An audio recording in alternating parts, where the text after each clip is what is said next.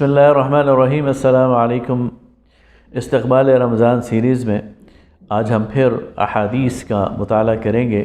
جن میں رمضان المبارک کی اہمیت اور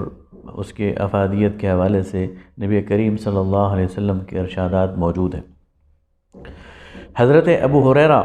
رضی اللہ تعالیٰ عنہ سے روایت ہے کہ قال رسول اللہ صلی اللہ علیہ وسلم اذا دخل رمضان فتحت ابواب السماء وفي رواية فتحت أبواب الجنة وغلقت أبواب جهنم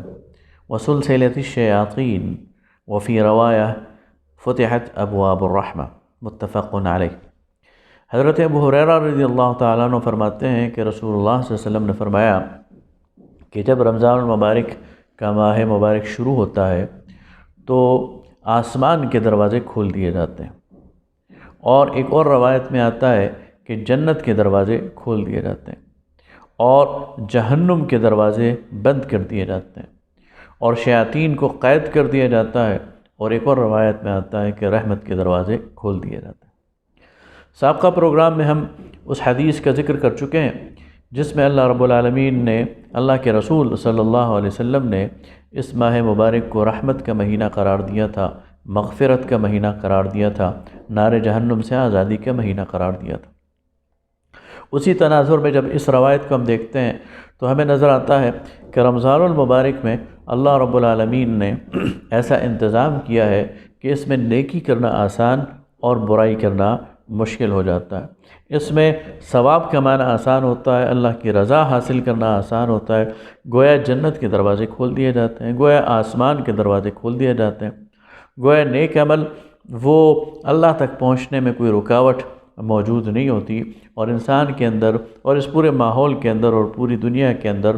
ایسی فضا پیدا ہو جاتی ہے کہ انسان اگر عبودیت کا راستہ اختیار کرنا چاہے، بندگی کا راستہ اختیار کرنا چاہے، اللہ کو راضی کرنا چاہے، اللہ کے دین پر چلنا چاہے، تو اس کے لیے کوئی چیز موانع اور کوئی رکاوٹ اور کوئی ایسی چیز نہیں ہوتی جو اسے روک سکے۔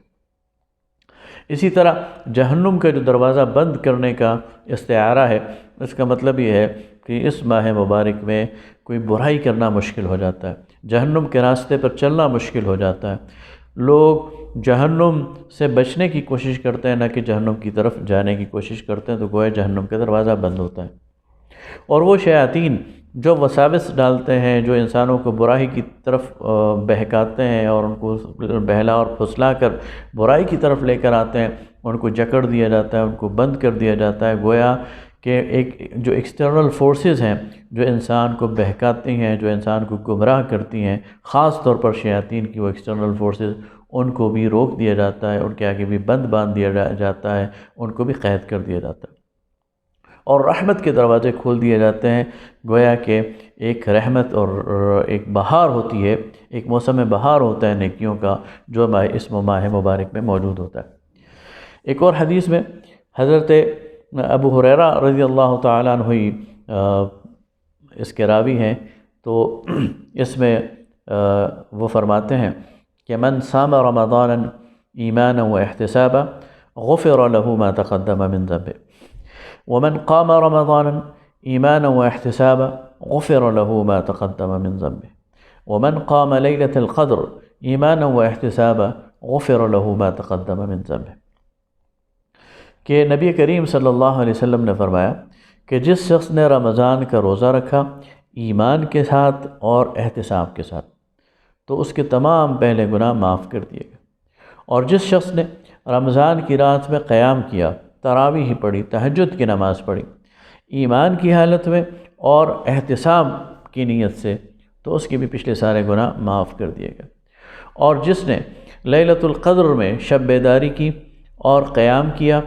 تراویح پڑھی، تہجد پڑھی، تلاوت کی، کوئی نیکی کا کام کیا ایمان کی حالت میں اور احتساب کی غرض سے، تو اللہ تعالیٰ اس کے پہلے گناہ معاف کر دیتا ہے۔ اس حدیث میں چند الفاظ وہ قابل غور ہیں۔ پہلا لفظ تو ایمان ہے، تو جتنے بھی اعمال بتائے گئے ان کے لیے ایمان کو شرط قرار دیا گیا۔ کوئی بھی نیک عمل جو انسان کرے، اس کے بارآور ہونے کے لیے، اس کے ثمربار ہونے کے لیے، اس کے مفید ہونے کے لیے یہ لازمی شرط ہے کہ ایمان کی حالت میں وہ عمل کیا جائے۔ اللہ پر ایمان، اس کے رسول پر ایمان، آخرت پر ایمان، یہ وہ بنیادی داعیہ ہے، یہ وہ بنیادی عقیدہ ہے جو اگر ہوگا تو اس کے نتیجے میں جو نیک عمل ہوگا تو وہ کامیاب، وہ ثمربار ہوگا، وہ نفع آور ہوگا، وہ اس دنیا میں بھی اور آخرت میں بھی فائدہ مند ہوگا۔ لیکن اگر ایمان نہیں ہے تو پھر انسان کوئی بھی عمل کرے وہ آخرت کے حوالے سے ثمربار نہیں ہو سکتا۔ دوسری بات احتساب کی گئی۔ احتساب کا مطلب ہے خاص حصول ثواب کی نیت سے، اللہ کی رضا کی نیت سے۔ اگر کوئی شخص یہ کہے کہ رمضان کے جو روزے ہیں یہ ڈائٹنگ کے لیے بہت اچھے ہیں، یا میں شوگر کا مریض ہوں اور میری شوگر کی بیماری کے لیے یہ روزے بہت اچھے ہیں، یا مجھے اور کوئی تکلیف ہے اور اس تکلیف کے لیے یہ بہت اچھے ہیں اور میں اس نیت سے رکھتا ہوں، تو پھر گویا وہ اللہ کی رضا کے لیے یہ کام نہیں کر رہا۔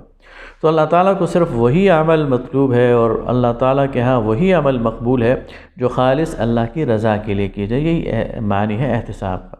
کہ ہر وہ عمل جو ایمان کے ساتھ کیا جائے اور احتساب یعنی اللہ کی رضا کے حصول کے لیے کیا جائے تو اللہ رب العالمین کو وہ مقبول ہوتا ہے۔ تو فرمایا کہ وہ روزہ جو خالص اللہ کی رضا کے لیے اور اللہ پر ایمان کے بعد رکھا جائے گا تو وہ روزہ باقی سارے پچھلے گناہوں کی معافی کے لیے کفارہ ثابت ہوگا۔ اسی طرح فرمایا کہ جو شخص رمضان کی راتوں میں قیام کرے گا تو یہ قیام بھی ایمان اور احتساب کی شرائط کے ساتھ اس کے سابقہ گناہوں کے لیے کفارہ ثابت ہوگا۔ اور اسی طرح فرمایا کہ جو لیلۃ القدر میں جاگے گا تو اس کی شب بیداری بھی اگر ایمان اور احتساب کے ساتھ ہے تو یہ اس کے سابقہ گناہوں کے لیے کفارہ ثابت ہوگی۔ اگلی بات، تیسری جو حدیث اس موقع پر میں آپ کے سامنے رکھنا چاہتا ہوں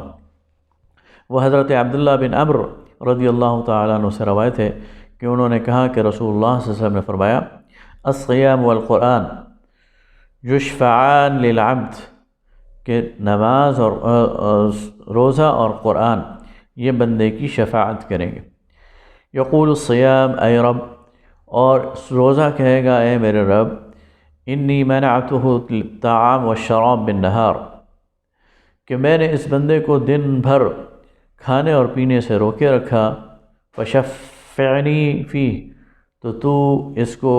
معاف کر دے اور میری شفاعت قبول کر لے۔ ویقول القرآن، اور قرآن اللہ کے سامنے سفارش کرے گا منعتہ النوم باللیل، کہ میں نے رات کو اسے سونے سے روکے رکھا، یعنی میری وجہ سے یہ جاگتا رہا، مجھے سنتا رہا، پڑھتا رہا تراویح میں، تہجد میں، فشفعنی فیہ، تو میری سفارش اس کے حق میں قبول کر لے۔ فیشفعان، تو نبی کریم صلی اللہ علیہ وسلم نے فرمایا کہ یہ روزہ، صیام اور یہ قرآن یہ جب سفارش کریں گے بندے کی تو اللہ تعالیٰ ان کی اس سفارش کو قبول کر لے گا۔ تو آپ نے دیکھا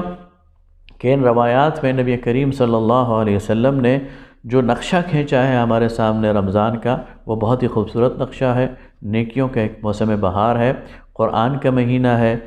ذکر اور اذکار کا مہینہ ہے، ہمدردی اور غمگساری کا مہینہ ہے۔ آئیے اس ماہ مبارک کی تیاری کریں اور یہ سارے فوائد اور یہ ساری نیکیاں سمیٹنے کی کوشش کریں اور اس بہار سے حد المقدور مستفید ہونے کی کوشش کریں۔ بہت شکریہ۔